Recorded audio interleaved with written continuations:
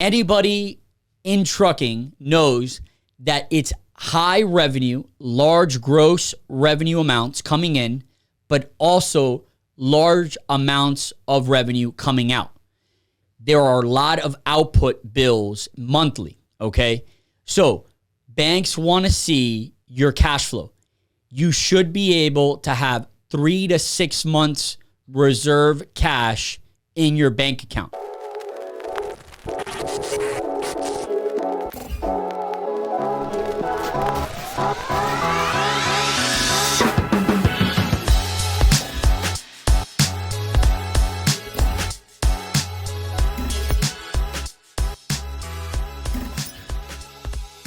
Hey, transportation community, this is Luis Lopez, aka the Freight Guru. And today, episode 27, we're going to be talking about the top mistakes I've made in transportation since 2010. Specifically, we're going to be talking about the do's and don'ts in trucking and the mistakes I've made, the top mistakes I've made since 2010. A little bit about myself. I've been in transportation for almost 19 years now, and I have made mistakes that have kept me up at night. I want to avoid those mistakes for you. If you're a dispatcher, small fleet owner, if you have a mid to large fleet, I'm here to explain to you these specific mistakes that I would love for you to avoid. So let's jump right into these top mistakes that I've made in the past 10 years that I would love for you to avoid. And I'm going to break them down for you today. First thing that I did not do in the beginning of my career that I highly recommend either you outsource or you could also do on Fiverr, or if you are into accounting, you could do on your own, is cash flow reporting.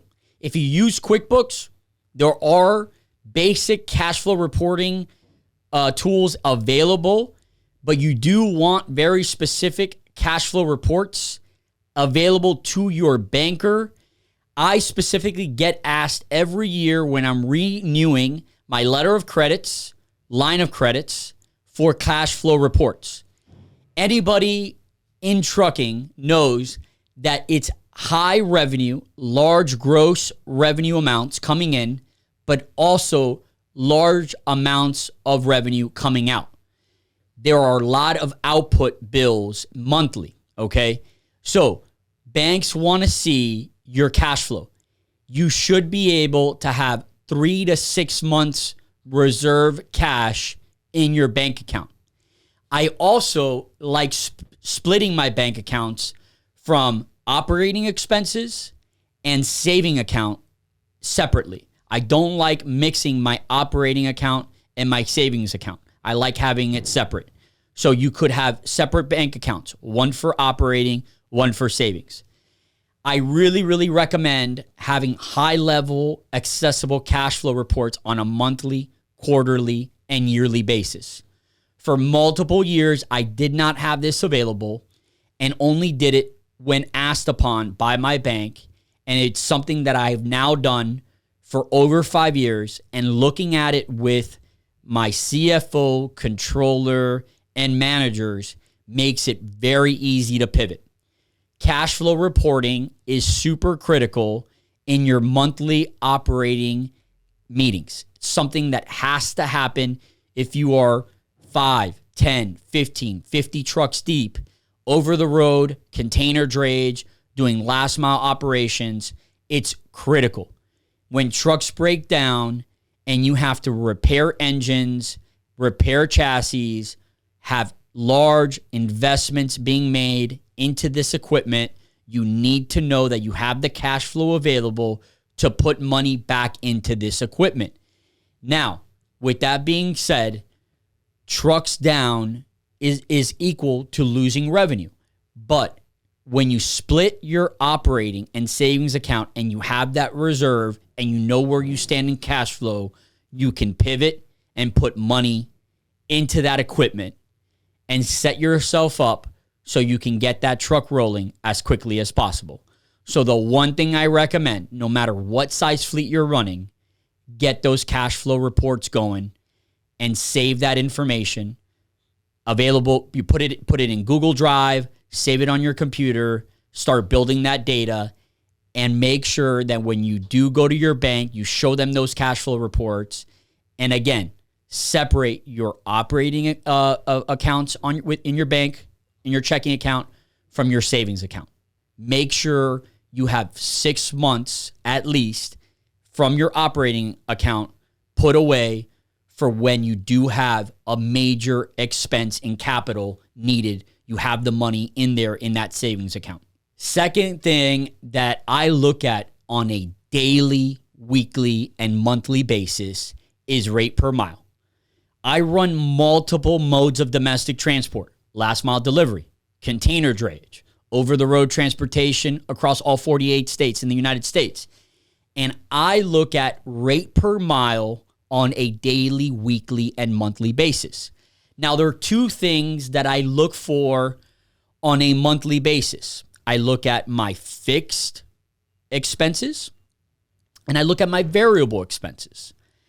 And variable expenses are really hard to track on a daily and weekly basis of that specific month. So what I do for variable expenses is that I use the previous month's variable expenses for that month so that I can average out what my rate per mile will be. So what are variable expenses? So variable expenses are going to be tractor fuel. They're going to be reefer fuel. They're going to be repairs, right? You can't control when trucks break down. And if you lease or own equipment, there's going to be massive difference in variable expenses, right? And we've had conversations with you guys in previous podcasts on what I recommend leasing over buying, because I think that leasing leads to less variable costs. I like to be able to control variable costs. I am not of the opinion that owning equipment long-term makes a lot of sense, but in reality, in this current market, I'm wrong. Owning equipment makes a lot of sense because of inflation and the shortage of used truck sales. Actually, owning equipment makes a lot of sense because used truck sales are up 30-40%. Long-term, if you're a full cycle investor and you're a full-time trucking owner, I don't think it makes a lot of sense to own equipment. I like to focus on running equipment and making revenue, running trucks, and managing my equipment with my customers and providing the service of transportation.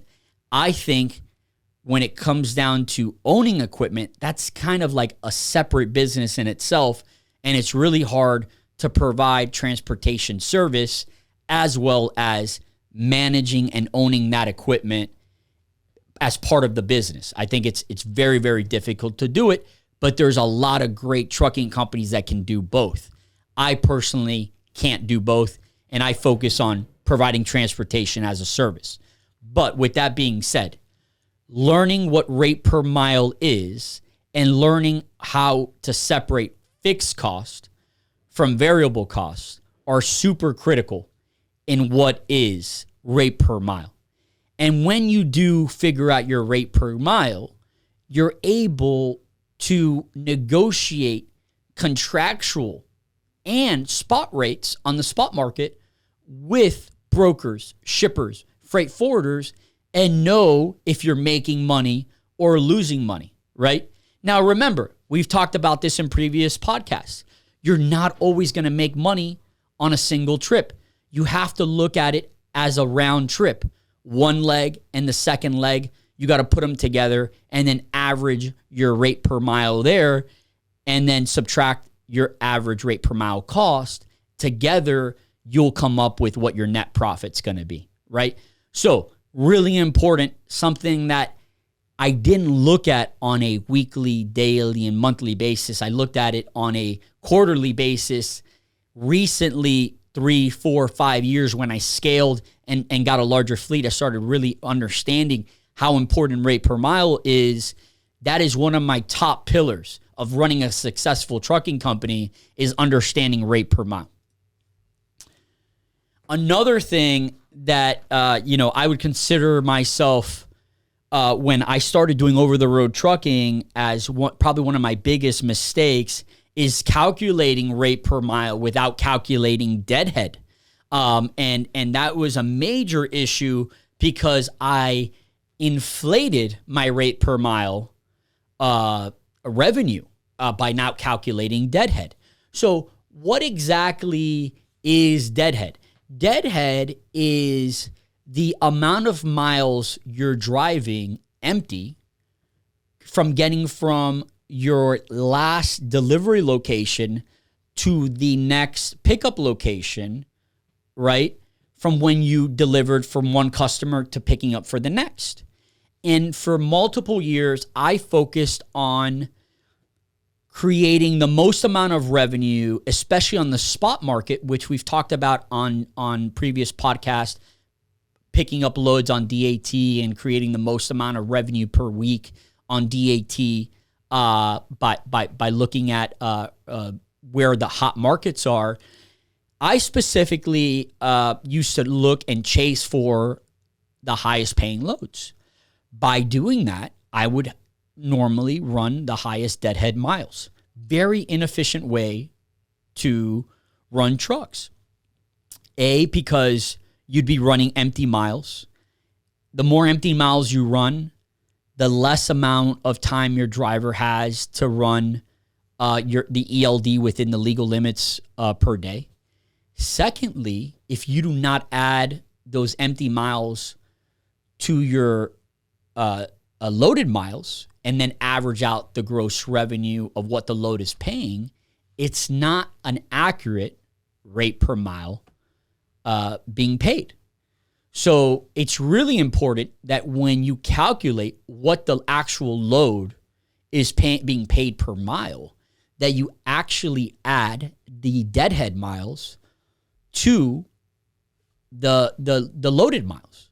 That will give you an accurate rate per mile for that load.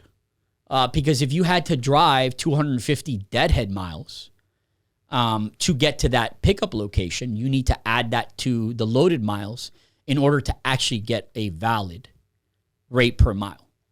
So those are what I call a rookie mistake that I made 6-7 years ago as I transitioned from a local carrier to an over-the-road carrier, and I made my numbers look really good by not calculating deadhead miles. Now, as we run more of a triangle and we don't chase the highest paying loads, we actually chase the most efficient loads and loads that are paying well, but also loads that are with brokers that we have relationships with and loads that meet more of a consistent pattern that drivers are running more consistent lanes with. Because the other objective in today's world, which is getting drivers to run lanes that not only pay well, but are also lanes that they're familiar with, so that drivers are driving more consistent in those lanes so that they are familiar with the roads that they're riding to and from, leading to them feeling as they're getting the best experience possible, because it is a driver market today, okay?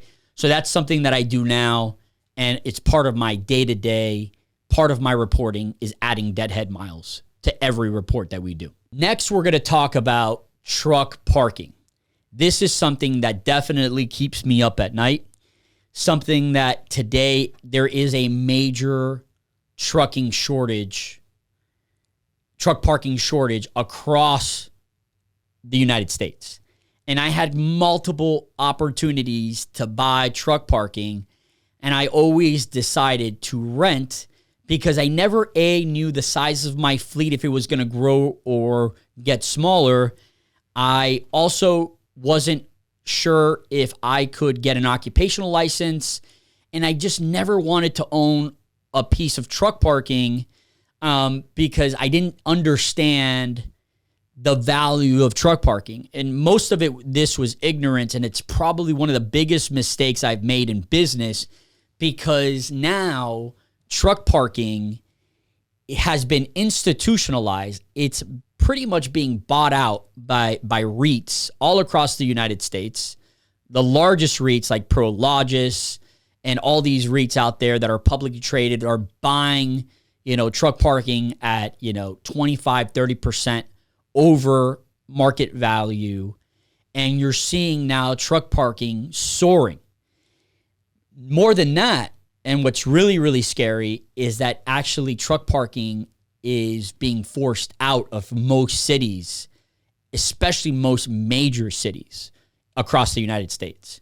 So you're seeing either trucking owners having to beautify their truck parking, which is costing a lot of money, and most of them can't afford it. So they either sell the land to REITs that can't afford to do truck parking, and then those REITs in turn rent them at prices that are over $5,000, $6,000, $7,000 an acre. Or you'll see REITs that are buying them and renting them at a truck parking per space at $300-$400 per actual physical space, which is equivalent to like a 53-foot position plus a tractor trailer. So that's something that, for us, in order for us to really scale our business and keep on growing, is something we really need to figure out. Now, there are ways of getting around this. For example, the government has great SBA programs for small businesses where you only have to put like 10% down in order to get a loan. And if you occupy the space, you are able to get SBA loan programs, and we're looking at that as a way of actually owning truck parking space. But it's still very difficult to find you require beautification, irrigation. You have to hold a certain percentage of your water in your truck parking space. It has to be paved, lit, and there's a bunch of requirements where if you would have bought the land 10, 15 years ago, you're kind of grandfathered in. So I provided here some links for you from FreightWaves and Talk Business on how critical truck parking is in 2021. And ultimately, the Department of Transportation has to do something about it because there is a massive driver shortage. You're looking by 2023, 330,000 jobs in trucking available for truck drivers. And on top of that, massive truck parking shortage. So it's something that we're looking at every day. We understand that, in 2, 3, 4, 5 years, we're going to need to grow out of our space and get bigger truck parking space, and we need to find solutions. So luckily, we have a great relationship with our current landlord, and we're working with them, but we would love to own our own truck parking space and have a dedicated space and have room for growth. Definitely something that we would like to do in the near future. And it's something that is definitely only getting harder and harder to do. Another thing that I think is super critical when you do grow from 5, 10, 15, 20 trucks is utilizing economies of scale. Specifically in over-the-road trucking, container drayage, where you are able to procure in larger volume. For example, fuel. So for all my guys out there that are procuring fuel with Loves or Flying J, Pilot Flying J, you want to make sure that you reach out to your reps and you are trying to get the best discounts possible based on your number of gallons of fuel you're consuming on a weekly basis. And reach out and find advantages in the consumption of fuel. And find out if by meeting certain amounts of consumption a week, maybe you're off by 50, 60, 100 gallons. And instead of, waiting till Monday to put fuel, maybe you increase the amount of fuel you're putting. Instead of 75 gallons max per day, you increase it to 100 per truck. And then you just increased your discount by 10%. So it's all about communication. If you're a dispatcher or if you are the procurement and, controller of the small trucking company out there and you're handling all the contracts for, tires and fuel, reach out to Pilot Flying J or EFS, WEX, find out what is it going to take to get the highest discount or rebate on a monthly basis for your fuel program. Same thing with Goodyear. If you're buying Goodyear tires, like what amount of tires on a monthly basis do you need to buy from Goodyear or Pilot in order to go ahead and get that discount? Tires are insanely expensive. I personally used to use only NTTS, and I provided that NTTS link here, where I used to go online. I used to ask my night shift and my day shift to get 3 quotes. Everything had to be 3 quotes. You got to upload the 3 quotes, and we used to go with the cheapest quote. That was super inefficient. I realized that by just calling Pilot and, sourcing directly with Pilot and getting on a contract, with Love's, that was a way, way better, easier solution. And like 75% of the time, my guys, when they got flat tires, they were either already at a Love's or they were near a Love's and they were able to go directly to a Love's. While, going on to NTTS was great if it was a mobile repair that was needed, but most of the times our repairs weren't mobile and we could just go to a Love's and repair the tires at a Love's station. And by having a relationship with Love's, we got a significant discount, and your discount kept on going up depending on the number of trucks you had. And having that conversation and relationship with Love's is crucial in getting them to give you discounts and rebates based on volume. So understanding economies of scale and understanding that as your fleet grows, you will be able to maximize your rebates. And you could do the same thing with your Penske leases and Ryder. Ryder has rebates with Goodyear. Ryder has a lot of different advantages with rebates with different vendors, and they have great economies of scale. So does Penske. So reach out to your rep, ask them about what kind of rebates they have, because they are available, and every dollar counts in trucking. Remember, a lot of gross revenue, but a lot of expenses. So every dollar counts, and there's no such thing as wasted energy when it comes down to savings. Every dollar counts. And remember, right now it's a bullish market, a lot of money out there to be made, and it sounds great, but now is the time to get in the trenches and find ways to save money and maximize your profit, because it will turn sooner than later. Not everything goes up. It does not, trucking rates are not going to keep on going up forever. The market will subside. Things are going to come back to normal.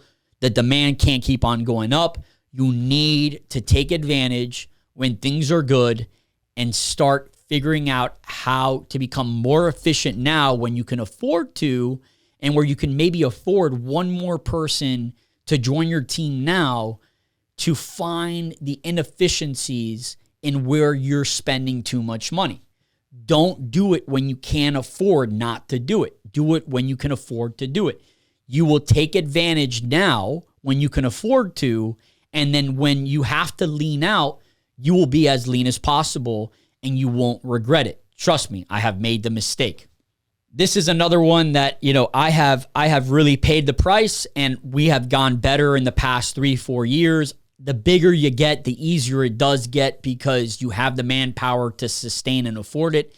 I can see where small trucking companies really struggle with this, because the smaller you are, it does feel overwhelming, and that's not paying close enough attention to compliance. I cannot stress you enough how important compliance and safety is. I highly recommend utilizing a third-party compliance management company. I personally use a company called Simplex. Simplex is all around the country. I know they have an office in Houston. They have an office in Miami, and they do a really good job of keeping trucking companies honest. What I mean by that is that they will help you with the onboarding of the driver, the random drug testing, the onboarding, and the testing when they do apply, the checks and balances of when they get hired, doing the DOT screening. They do the entire process for you, and it's expensive. And I understand that even when a driver applies, doesn't mean he gets on the seat. So you're going to spend money bringing these drivers in, going through the process, and they're not going to get on the seat and end up going somewhere else. I understand. And it's something that's very frustrating for trucking owners, fleet managers, and compliance managers. But at the end of the day, the other side of it is even worse. Not being compliant and being put out of service and not being able to run with the large brokers out there is going to be such a large embarrassment and ruin the revenue stream that is so easily to be made right now that it's simply not worth it. So something I highly recommend is finding a compliance company that you trust, somebody that can work with you, allow them to be your checks and balances, but you still have to have somebody in your office that is going to do the ELD compliance on a daily basis, is going to provide driver warnings, deductions for non-compliance on ELDs, and be on top of the audits of the drug testing for the quarterlies that come from the vendor that you hire, the third-party vendor. Those things are critical because when you do get audited, and normally you're not going to get audited the first 24 months. It might just be a paper audit. But the moment the DOT shows up and you get a physical audit and inspection and you're not compliant, you'll really realize the importance of having that support system and that third-party vendor that can help you through an audit. And normally once you hire them through that audit process, it's normally too late. So I highly recommend a third-party compliance company to screen, onboard, and manage your drug testing. I also highly recommend doing daily ELD audits, whatever ELD provider you're using, and focus on safety on a daily basis. If you wait a week or a month and you focus on it on a monthly basis, it's going to feel overwhelming and you're going to miss things. It's got to be 30 minutes, 45 minutes a day. Do something for me. Put a reminder on your Outlook or on your phone and do 30 minutes a day. 30 minutes of compliance a day. Put a note on your phone and do 30 minutes of compliance a day. I promise you it will save you thousands of dollars in fines and penalties and a massive avoidance of embarrassment if you do get an audit. 30 minutes a day. That's all I'm asking. The last one, and the one that I still struggle to this day with, it's something that I truly struggle with, is being a micromanager. I really struggle with this. It's something that it's a tough one for me. And the first step to learning not to be a micromanager is realizing that you micromanage people. You know, nowadays, people don't like to be micromanaged, especially as COVID has evolved. A lot of people are working remotely. Nobody likes to be micromanaged. You have to trust the team that you hire. So the first step in not micromanaging is hiring the right people. Second step in avoiding micromanagement is letting go of the tasks that you're okay with letting go of, right? And then finally, it's whatever tasks you absolutely cannot let go of, be okay with the fact that you're going to handle those tasks and let your team know that these are tasks that you can absolutely not let go of and that you're going to handle them. Because some things as a small business owner or as a manager of your department are things that are emotional to you, or they might be a customer that you just have always had a relationship with, and it's somebody that you have entrusted and they have entrusted in you, and you just can't let it go, and you don't want to see that relationship fail. So you just can't let it go. I understand that. Everybody has those relationships. Trucking is very much a relationship-based business. So letting those relationships go, I understand you can't do it. So separate those. But one person cannot manage everything, especially with scale. If you are doing economies of scale, you're scaling your business, you can't micromanage. It's just not healthy, and it's not good for your company. You will not succeed. You will not grow. It's impossible. You have to let other people take on tasks. So if you're a micromanager, find ways to start letting it go. long term, your business will be better. You will be able to scale quicker, and you will be more efficient long term. There's great talent out there. You have to find it, and you have to build culture. It's one of the biggest things that have to be done in order to build a successful business. Guys, this is the Freight Guru. Please subscribe to the link below. Let me know what you think about my biggest mistakes in the past 10 years. Hope you guys have a great week. Till next time, take care. Signing out.